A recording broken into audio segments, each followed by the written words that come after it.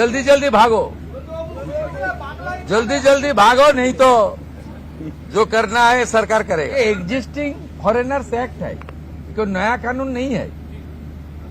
और ये लोग चला जाना चाहिए।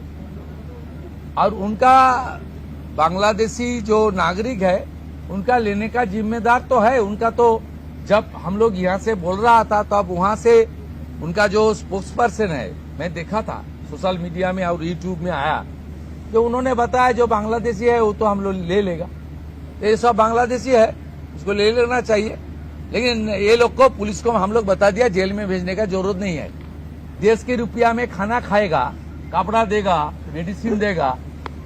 एक दामाद है ये लोग। जल्दी जल्दी भागो, जल्दी जल्दी भागो, नहीं तो जो करना है सरकार करेगा।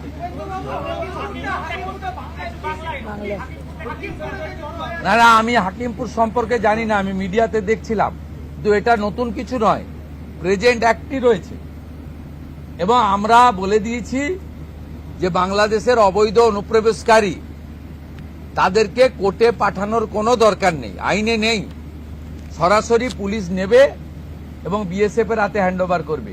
বিএসএফ এর যা ভারত সরকার বাংলাদেশ সরকারের সঙ্গে আছে এগ্রিমেন্ট, তাতে বাংলাদেশি প্রুফ করে হ্যান্ডওভার করে দেবে। আমাদের জেলে 3 মাস 6 মাস 2 বছর রেখে আপনার চাল, আপনার ডাল, আপনার তেল, আপনার মাছ, আপনার ডিম, আপনার কাপড়, আপনার মেডিসিন ওদেরকে দেব কেন?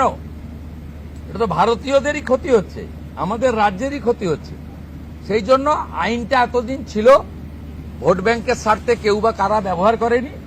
আমরা ভোট ব্যাংকের বাইরে গিয়ে দেশের স্বার্থে, রাজ্যের স্বার্থে এই আইন কার্যকর করছি।